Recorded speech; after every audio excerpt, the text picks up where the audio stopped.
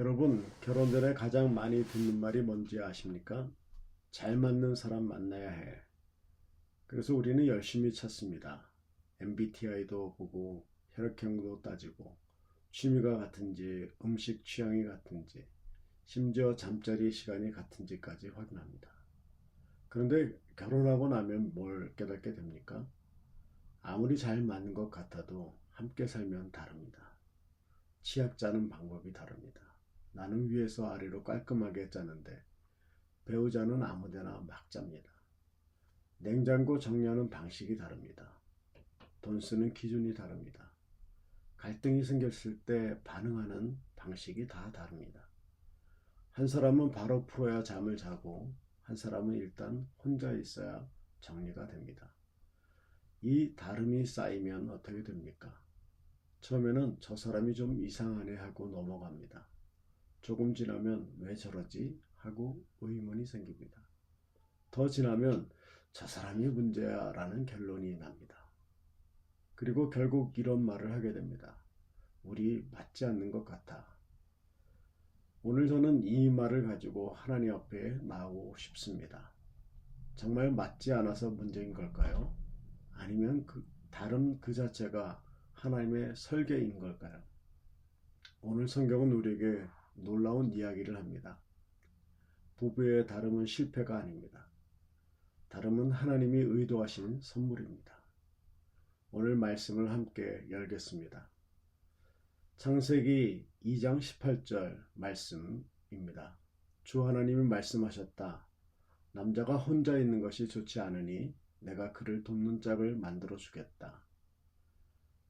창세기 2장 23절부터 25절 남자가 말하였다.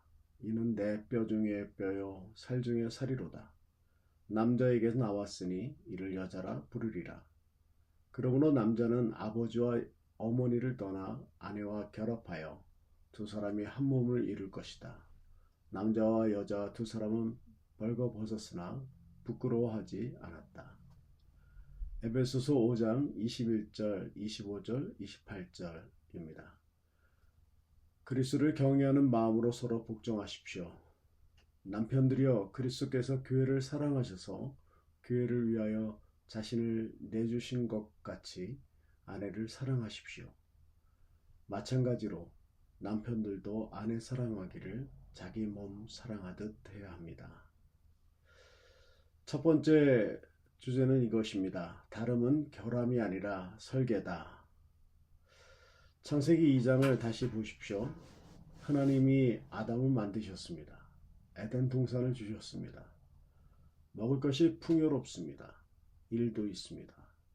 동물들도 있습니다. 부족한 것이 없는 것 같습니다. 그런데 하나님이 말씀하십니다. 남자가 혼자 있는 것이 좋지 않으니 에덴 동산에서도 혼자는 좋지 않다고 하십니다. 완벽한 환경 속에서도 혼자는 충분하지 않습니다. 그래서 하나님이 여자를 만드십니다. 근데 여기서 중요한 것이 있습니다. 하나님은 아담과 똑같은 존재를 만들지 않으셨습니다. 히브리어 원문을 보면 돕는 짝이라는 말이 에제르 케네그도입니다. 에제르는 돕는 자인데 이 단어가 시편에서 몇 번 나오는지 아십니까? 하나님이 이스라엘을 도우실 때 쓰는 단어입니다. 결코 약하거나 부차적인 존재가 아닙니다. 게네그도도 맞은편에 있는, 마주보는 그런 뜻입니다. 다시 말해 여자는 아담의 복사본이 아니라 아담을 마주보고 서 있는 존재입니다. 마주보고 어떻게 됩니까? 다른 면이 보입니다. 하나님은 처음부터 다름을 만드셨습니다. 다름이 실패가 아닙니다. 다름이 설계입니다. 생각해 보십시오. 세상의 모든 퍼즐 조각이 같은 모양이면 맞출 수 있을까요? 못 맞춥니다. 서로 다른 모양이기 때문에 딱 맞는 것입니다. 우리 공동체 안에서도 부부가 걸어온 길이 참 다릅니다. 한국에서 자라서 캐나다에 온 분이 있고 또 캐나다에서 태어나 자란 분도 있습니다. 신앙 가정에서 자란 분도 있고 교회를 전혀 모르다 결혼 후에 처음 나온 분이 있습니다.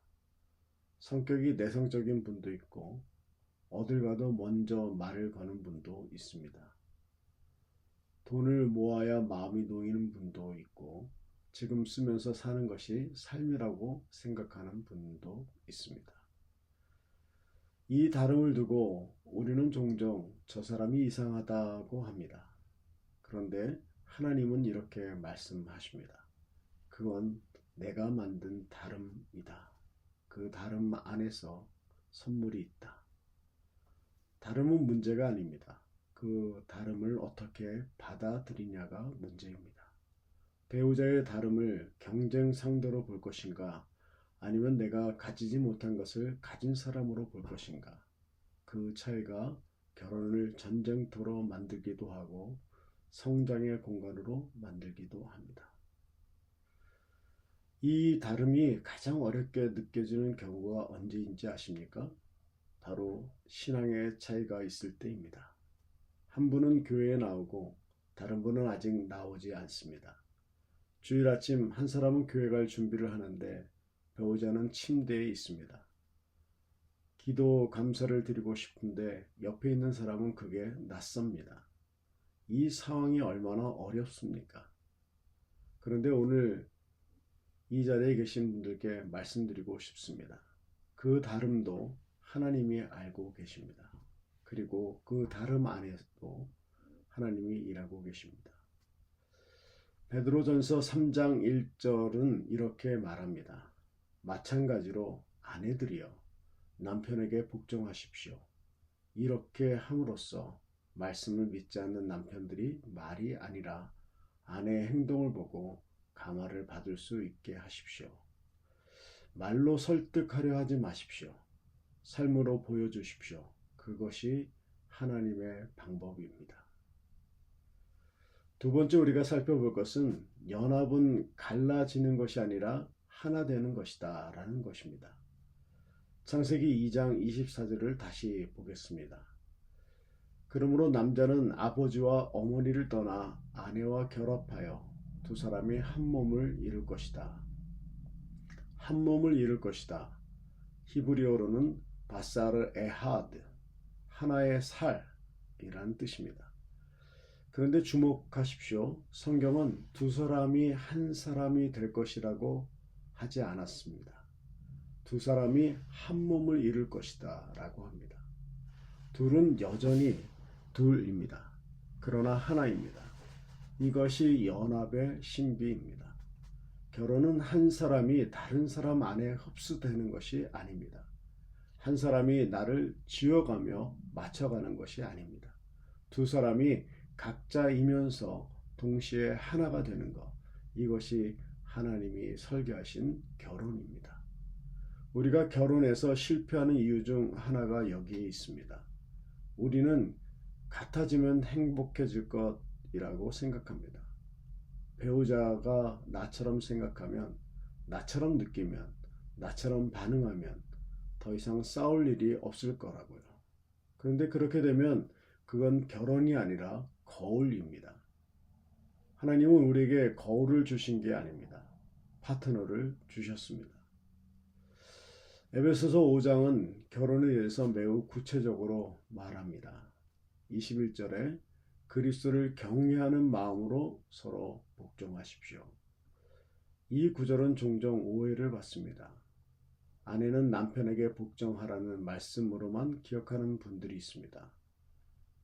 그런데 바울은 먼저 서로 복종하라고 합니다. 상호 복종이 먼저입니다. 상호 복종이 뭡니까? 내가 옳더라도 상대방의 관점을 먼저 듣는 것입니다. 내가 원하더라도 상대방의 필요를 먼저 살피는 것입니다. 그건 약한 사람이 하는 게 아닙니다. 강한 사람이 할 수 있는 겁니다. 그리고 25절에서 바울은 남편에게 말합니다. 남편들이여, 그리스도께서 교회를 사랑하셔서 교회를 위하여 자신을 내주신 것 같이 아내를 사랑하십시오. 예수님이 교회를 어떻게 사랑하셨습니까? 교회가 완벽해질 때까지 기다렸다가 사랑하셨습니까? 아닙니다. 교회가 아직 죄 가운데 있을 때 자신을 먼저 내어 주셨습니다. 남편이 아내를 사랑한다는 것도 마찬가지입니다. 아내가 먼저 변해야 사랑하는 것이 아닙니다. 내가 먼저 내어주는 것입니다. 이것이 연합의 비결입니다. 연합은 상대방이 나처럼 되기를 기다리는 게 아닙니다. 내가 먼저 움직이는 것입니다. 이민 생활이라는 것이 부부 관계에 독특한 압박을 줍니다. 생각해 보십시오. 한국에서 살 때는 각자의 사회적 네트워크가 있었습니다. 친구들이 있고, 가족이 있고, 직장 동료가 있었습니다. 스트레스가 생기면 분산이 됩니다. 그런데 캐나다에 와서 특히 프린스 조지 같은 작은 도시에 오면 어떻게 됩니까? 그 모든 짐이 부부 두 사람에게 집중됩니다. 남편이 직장에서 힘들었던 날 그 스트레스를 풀 친구가 없습니다. 집에 옵니다. 아내에게 풀립니다. 아내가 아이들 때문에 지쳤을 때 달려와 줄 엄마가 없습니다. 남편한테 기댑니다. 남편이 못 받아줍니다. 싸웁니다. 이건 두 사람이 나쁜 게 아닙니다. 시스템이 없는 겁니다. 이럴 때 연합이 더욱 필요합니다. 내가 배우자에게 원하는 것, 기대하는 것을 말로 표현하는 연습이 필요합니다. 한국에서는 말 안 해도 알아서 한다는 게 있습니다. 사랑하면 눈치껏 알아야 한다고요. 그런데 그 기대가 이민 생활에서는 낯선 환경에서 각자 녹초가 된 상태에서 만나면 어떻게 됩니까? 오해가 쌓입니다. 오늘 집에 가셔서 배우자에게 한마디 해보십시오. 나는 오늘 이게 필요해. 그 한마디가 연합을 만들어 갑니다. 세 번째 살펴볼 것은 부부는 서로를 통해 하나님을 배운다라는 것이에요. 여기서부터 오늘 설교의 핵심입니다. 우리는 왜 결혼합니까? 많은 분들이 이렇게 생각합니다. 행복하기 위해서, 외롭지 않기 위해서요. 함께 삶을 꾸려가기 위해서요. 다 맞는 말입니다. 그런데 하나님은 결혼에 더 깊은 목적을 두셨습니다. 에베소서 5장 32절을 보십시오. 이 비밀은 그도다. 나는 이것을 그리스도와 교회에 대하여 말합니다. 바울은 결혼을 이야기하다가 갑자기 말합니다. 이 비밀은 그도다. 결혼이 그 사회 제도가 아닙니다. 결혼 안에 하나님의 신비가 있습니다. 그게 뭐냐면 남편이 아내를 사랑하는 방식은 그리스도가 교회를 사랑하는 방식을 닮아야 한다는 것입니다. 아내가 남편을 존중하는 방식은 교회가 그리스도를 경외하는 방식을 닮아야 한다는 것입니다. 다시 말해 결혼은 하나님의 사랑을 서로에게 가르쳐주는 학교입니다. 생각해 보십시오. 하나님의 사랑이 어떻습니까? 조건 없이 사랑합니다. 내가 실수해도 포기하지 않습니다. 내가 멀어져도 기다려줍니다. 내가 가장 못난 모습을 알면서도 함께 있어줍니다. 이 사랑을 어디서 가장 먼저, 가장 가까이 배울 수 있습니까? 바로 배우자를 통해서입니다. 배우자가 내 가장 못난 모습을 봐도 곁에 있어줄 때 나는 하나님의 은혜를 맛봅니다. 내가 무너져 있을 때 배우자가 판단하지 않고 안아줄 때 나는 하나님의 자비를 경험합니다.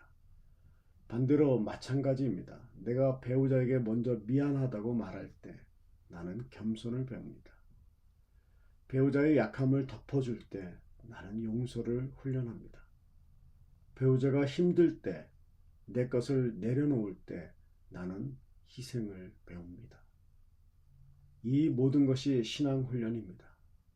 결혼은 하나님의 사랑을 배우는 가장 강도 높은 훈련 과정입니다. 근데 여기서 솔직한 이야기를 해야 합니다. 이 훈련이 쉽습니까? 아니요. 쉽지 않습니다. 배우자가 날 화나게 할 때 그 사람을 통해 하나님을 배우겠다는 생각이 드십니까? 현실적으로 저 사람이 왜 저러지가 먼저 옵니다. 그래서 결혼에는 반드시 제3의 존재가 필요합니다. 두 사람만으로는 두 사람의 문제를 완전히 풀 수 없습니다. 하나님이 그 관계 안에 들어오셔야 합니다. 두 사람이 각자 하나님 앞에 서는 연습이 필요합니다. 배우자를 바꾸기 전에 내가 하나님 앞에서 먼저 변하는 것입니다. 하나님, 저 사람을 바꿔주세요가 아니라 하나님, 저를 먼저 바꿔주세요 입니다. 이것이 신앙의 101입니다. 오늘 이 자리에 배우자와 신앙이 다른 분들이 계십니다. 한 분은 이 예배에 앉아 계시고 배우자는 아직 신앙이 없습니다. 먼저 말씀드리고 싶습니다. 그 상황이 얼마나 외롭고 때로는 얼마나 힘든지 압니다. 주일 아침마다 혼자 교회 오는 것, 기도하고 싶은데 같이 못하는 것, 아이들을 어떻게 키울 것인지 가치관이 달라서 충돌이 생기는 것. 그런데 오늘 이 말씀을 드리고 싶습니다. 하나님은 그 상황을 버려두지 않으십니다. 고린도전서 5장 14절은 이렇게 말합니다. 믿지 않는 남편은 믿는 아내로 말미암아 거룩하게 되고 믿지 않는 아내는 믿는 남편으로 말미암아 거룩하게 됩니다. 당신이 그 가정에 있기 때문에 하나님이 그 가정 안에 계십니다. 당신이 포기하지 않는 것, 말이 아니라 삶으로 보여주는 것, 그것이 하나님의 통로가 됩니다. 서두르지 마십시오. 억지로 끌려오려 하지 마십시오. 기도하고 사랑하고 기다리십시오. 하나님은 그 과정에서 두 사람 모두를 빚어가십니다. 오늘 세 가지를 말씀드렸습니다. 첫째, 다름은 결함이 아니라 설계입니다. 배우자가 나와 다른 것은 실패가 아닙니다. 하나님이 의도하신 것입니다. 퍼즐이 다른 모양이어야 맞춰지듯 우리의 다름이 더 풍성한 한 몸을 만들어 갑니다. 둘째, 연합은 같아지는 것이 아니라 하나 되는 것입니다. 배우자가 나처럼 되기를 기다리지 마십시오. 내가 먼저 움직이는 것, 내가 먼저 복종하는 것, 내가 먼저 내어주는 것이 연합을 만들어 갑니다. 셋째, 부부는 서로를 통해 하나님을 배웁니다. 결혼은 하나님의 사랑을 가장 가까이에서 배우는 학교입니다. 배우자의 다름을 통해, 갈등을 통해, 화해를 통해 우리는 하나님의 은혜를 경험합니다. 오늘 집에 가시면 한 가지만 해보십시오. 배우자에게 가서 말해보십시오. 당신이 내 옆에 있어줘서 감사해. 이유가 없어도 됩니다. 설명이 없어도 됩니다. 그 한마디 충분합니다. 그 한마디가 오늘 설교의 가장 좋은 적용입니다. 기도하시겠습니다. 사랑하는 하나님 아버지, 오늘 우리 부부의 이야기를 주님 앞에 내려놓습니다. 서로 달라서 힘들었던 시간들, 이해받지 못해서 외로웠던 순간들, 포기하고 싶었던 마음들을 주님이 하십니다. 그런데 주님, 오늘 우리는 배웁니다. 그 다름이 설교였음을, 그 갈등이 훈련이었음을, 그 관계를 통해 주님이 우리를 빚어가고 계심을, 주님, 우리 가정 안에 들어와 주십시오. 두 사람이 서로 이해하기보다 먼저 주님을 바라보게 해 주십시오. 배우자를 바꾸려 하기보다 내가 먼저 변하게 해 주십시오. 오늘 함께 예배드린 모든 가정 위에 주님의 평강이 머물기를 간절히 원합니다. 특별히 혼자 신앙의 길을 걷고 있는 분들, 배우자의 다름 앞에서 지쳐있는 분들, 가정의 무게를 혼자 지고 있는 분들을 주님 붙들어 주시옵소서. 예수 그리스도 이름으로 기도드리옵나이다. 아멘.